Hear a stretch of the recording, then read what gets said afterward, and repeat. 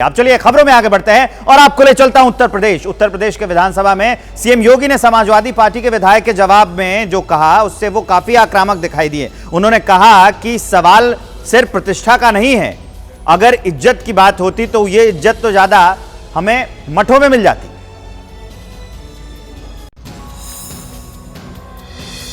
लोकसभा चुनाव के बाद पहली बार यूपी विधानसभा का सत्र बुलाया गया। चुनाव में बीजेपी की करारी हार के बाद इस बीच लखनऊ से लेकर दिल्ली तक तमाम सियासी उठापटक हुई।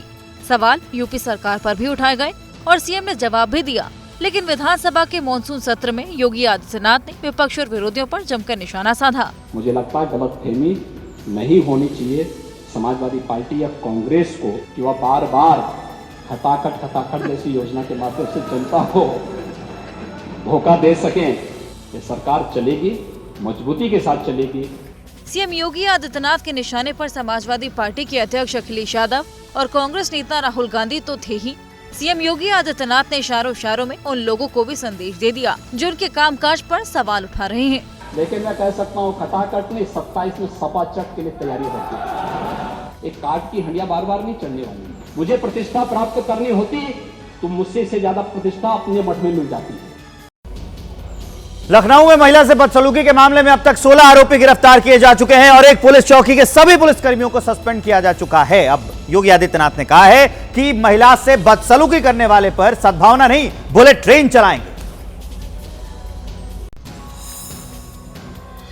लखनऊ के पौष गोमती नगर से आई इन तस्वीरों ने शर्मसार कर दिया। बाइक पर दोस्त के साथ जा रही लड़की को पहले मनचलों ने सड़क पर बारिश के पानी से पहले भिगोया, फिर उसे बाइक से पानी में गिरा दिया। वीडियो सामने आने और सवाल उठने के बाद लखनऊ पुलिस एक्टिव हुई। मामले में एफआईआर दर्ज हुई। आरोपियों पर एक्शन के लिए 3 टीम बनाई गई।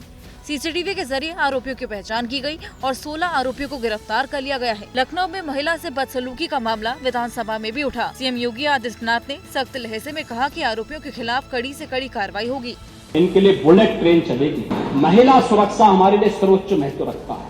कोई खिलवाड़ करेगा तो उसका खामियाजा भुगतेगा। इस मामले में पुलिस पर भी गाज गिरी। डीसीपी पूर्वी, गोमती नगर की एडीसीपी और गोमती नगर के एसीपी को तत्काल प्रभाव से हटा दिया गया। इसके अलावा गोमती नगर थाने के प्रभारी निरीक्षक, चौकी इंचार्ज और चौकी में तैनात सारे पुलिस वालों को सस्पेंड कर दिया गया। मुख्यमंत्री आवास से कुछ कदम की दूरी पर विधानसभा का मानसून सत्र चल रहा है। कहाँ है पुलिस का इकबाल? यूपी में नजूल जमीन विवाद को लेकर अब मामला बढ़ता हुआ दिखाई दे रहा है। विधानसभा में तो यह बिल पास हो गया, लेकिन विधान परिषद में यह बिल अटक गया। यूपी बीजेपी के अध्यक्ष हैं भूपेंद्र चौधरी, उन्होंने इस पर सवाल उठाया। उसके बाद इसे सेलेक्ट कमेटी को भेज दिया गया है।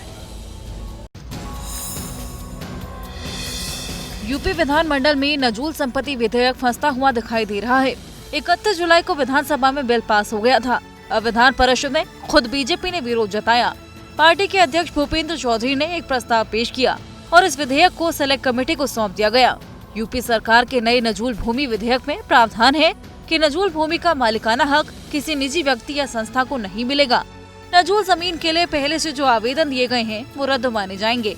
जिन नजूल भूमि को फ्री होल्ड कराने के लिए रकम जमा की गई है उसे ब्याज के साथ वापस किया जाएगा। इस बिल को लेकर विपक्ष के साथ साथ बीजेपी के अपने भी विरोध कर रहे हैं। समाजवादी पार्टी के अध्यक्ष अखिलेश यादव ने सोशल मीडिया एक्स पर पोस्ट कर कहा कि नजूल जमीन विधेयक दरअसल बीजेपी के कुछ लोगों के व्यक्तिगत फायदे के लिए लाया जा रहा है जो आसपास की जमीन को हड़पना चाहते हैं।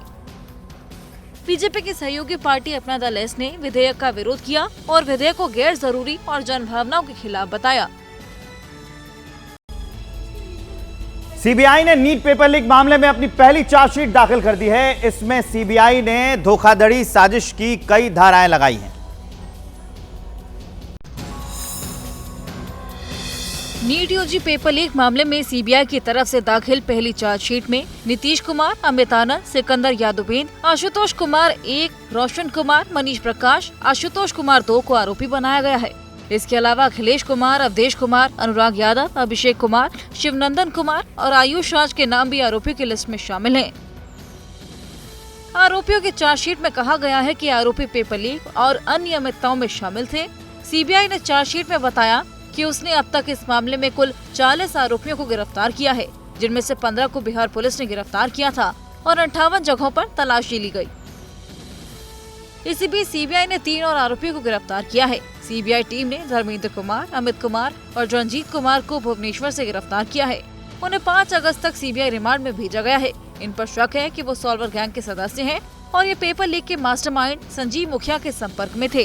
पेपर लीक मामले और सुप्रीम कोर्ट डिटेल जजमेंट सुनाएगा। और अब चलिए ले चलते हैं आपको जयपुर। जयपुर में लगातार बारिश हो रही है और इस बारिश ने पूरे सिस्टम की पोल खोल कर रख दी है। लगातार हादसे हो रहे हैं, इसमें अब तक 4 लोगों ने अपनी जान भी गंवा दी है। मूसलाधार बारिश से जयपुर जलपुर बन गया है। सड़कों पर पानी का तेज बहाव है। यहाँ तक कि पुलिस स्टेशन में भी पानी घुस गया है। यह जयपुर का चौमू पुलिस थाना है, जो देर रात तालाब में तब्दील हो गया।